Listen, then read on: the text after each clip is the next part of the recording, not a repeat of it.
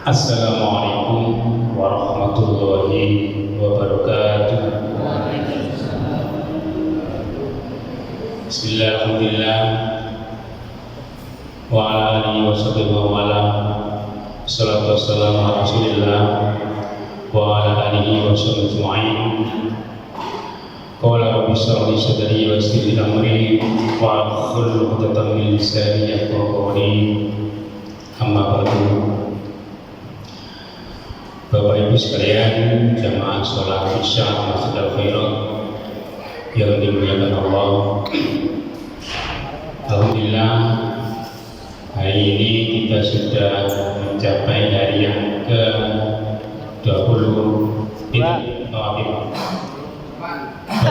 Alhamdulillah, kurang dina. Alhamdulillah,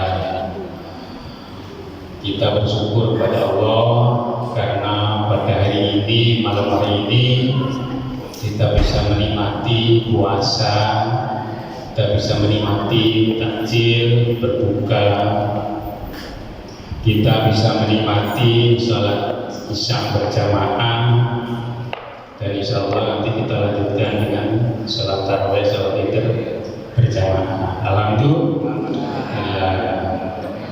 kita harus selalu bersyukur karena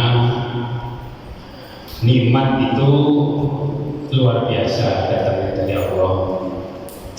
Kata Nabi, orang Islam itu harus selalu berterima kasih kepada Allah dengan adanya puasa. Karena pada waktu bulan puasa ini Allah sangat bangga di hadapan para malaikatnya.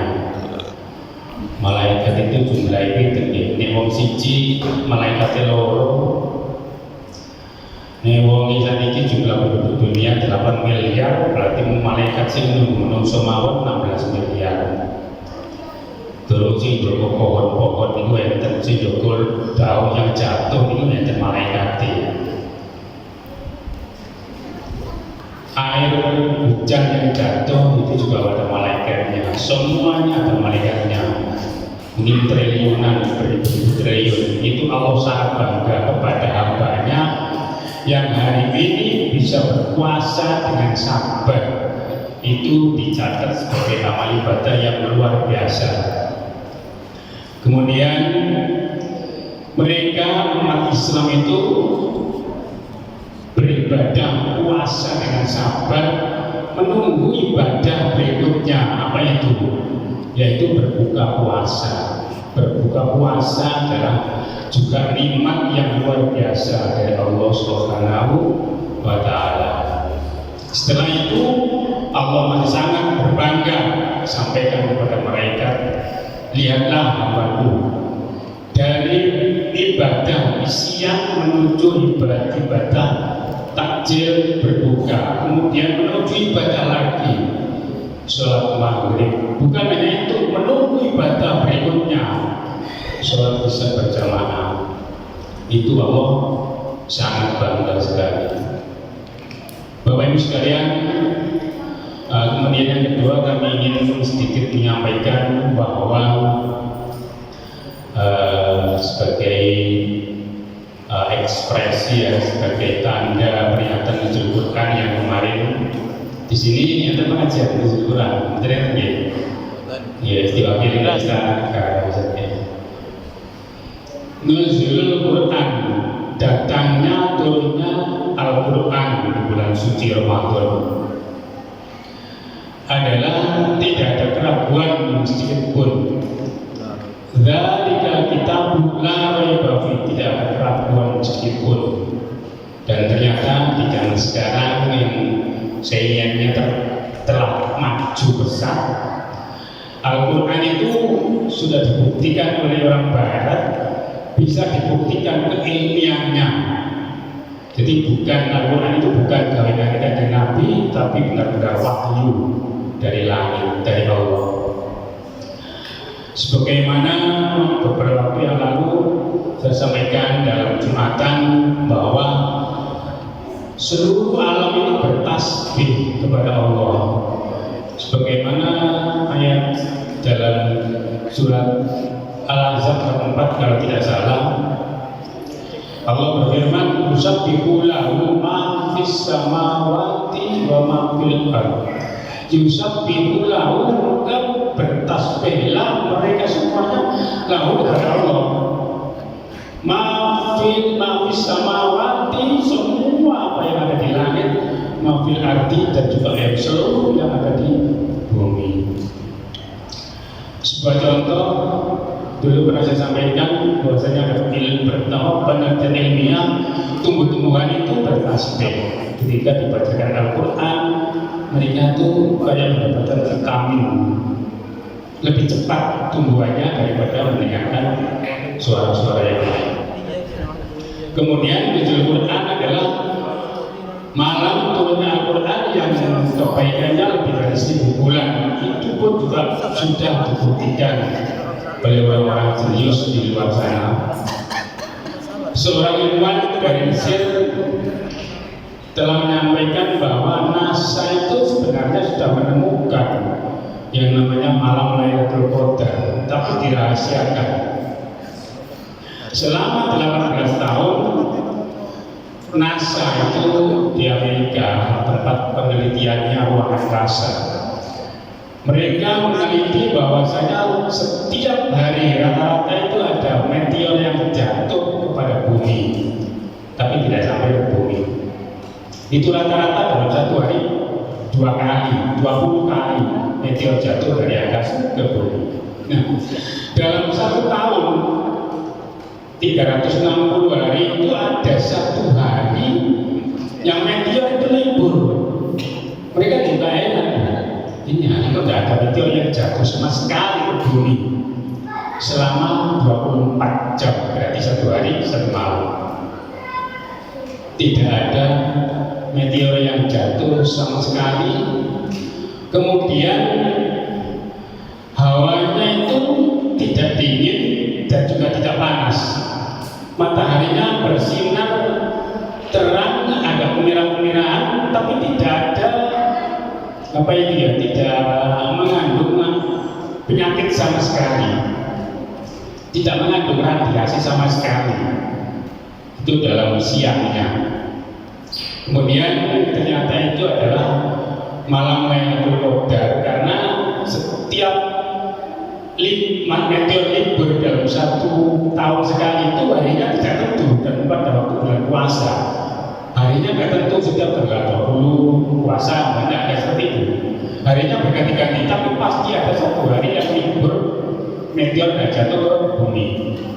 Dan ternyata itu adalah sesuai dengan sabda Nabi bahwa ketika malam Lailatul Qadar datang, itu suasananya di bumi ini ada kebahagiaan, ada ketenangan, dan mataharinya pagi hari berterang, sinarnya terang, agak merah-merahan, tapi tidak ada radiasi. Kenapa kok disebutkan siang harinya saja? Itu disebutkan siang, padahal malam Lailatul Qadar kan katanya malam hari. Bapak Ibu sekalian, malam hari itu di sini. Kalau di Amerika sekarang mungkin ya siang. Jadi kalau di sini malam hari, kita merasakan betapa hawanya itu sangat sejuk sekali, tidak dingin, tidak panas. Anginnya sepoi-sepoi, tidak terlalu tinggi. Sementara yang di belah sana siangnya itu tadi disebutkan sebagaimana hadis Nabi itu menyebutkan di sana siangnya itu tidak merasa panas karena tidak ada radiasi, tidak bisa merusak kulit meskipun kepanasan. Begitu sebaliknya kalau secara malam sama seperti yang seperti Indonesia berurutan 24 jam, itu kan bumi yang berputar hanya 24 jam satu putaran bumi. Itu sudah dibuktikan keilmiannya bahwasanya Al-Quran itu tidak ada keraguan sama sekali. Namun ada kelemahan di jamaah kita, mungkin ya di komunitas kita sebagai orang Islam yang ada di Indonesia ini terlalu cepat puas menjadi orang Islam. Nun sewu, kita semua bisa baca Al-Quran, bisa sholat. Seakan-akan Islam begitu.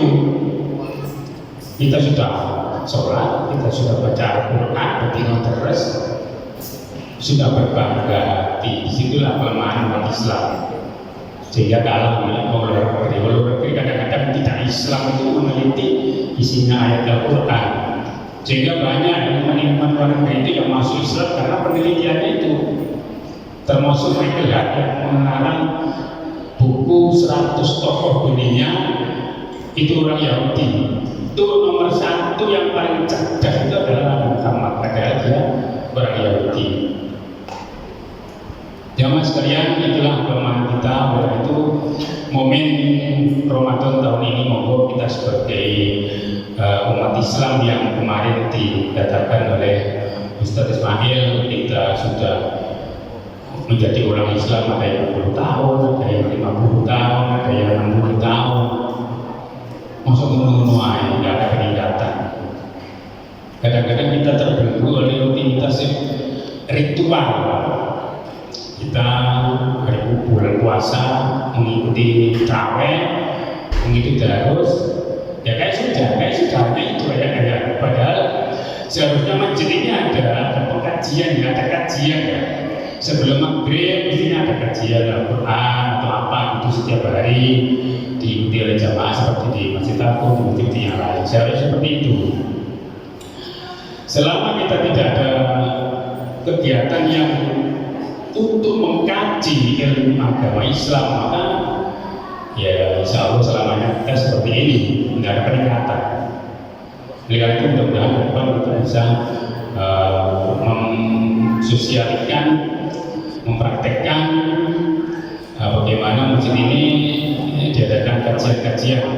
Tidak hanya kajian tidak sebut saja, tapi juga mungkin kalau puasa ini sore hari lah, bukan puasa itu diadakan kajian setengah jam.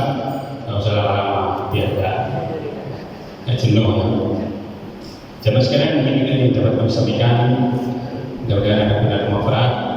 Kurang lebih mohon maaf. Assalamualaikum warahmatullahi wabarakatuh.